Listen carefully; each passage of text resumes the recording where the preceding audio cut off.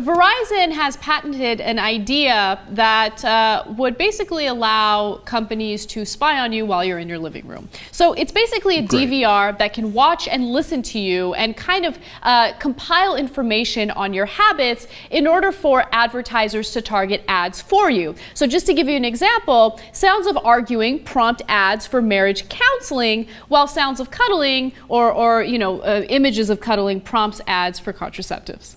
That's crazy. That's just nuts, man. They're like literally looking into your living room. They're like, oh, look at that, they're having sex. Great. Let's do an ad for a condom.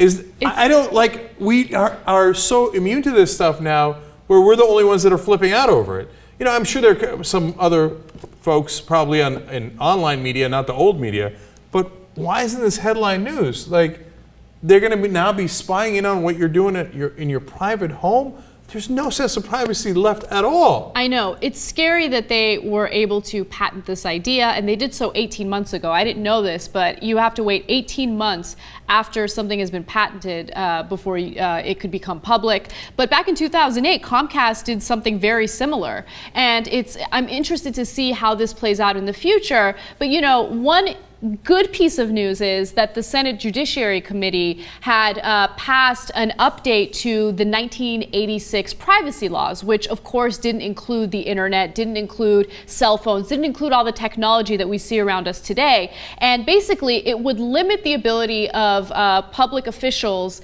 when it comes to using the internet or cell phones to spy on you.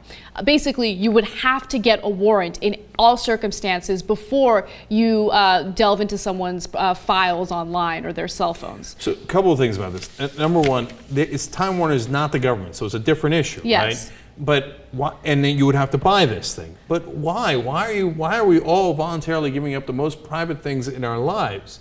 So say, oh yeah, why don't you just have a private corporation set up a camera in my house and watch me in my living room at all times so they could sell better to me? It's great. Second of all, you think the government's not going to tap into that? Right? I'm not saying they're going to do it for everybody, right? Mm-hmm. But let's say there's a case that they want information on. Either a legitimate case, right, or an illegitimate case where the government is looking into somebody they don't like. They're looking for something you might have done, anything you might have done wrong in your private life, in your sex life. Let's say it's Julian Assange or somebody like that. Mm-hmm. You think they're not going to turn that camera around and record it?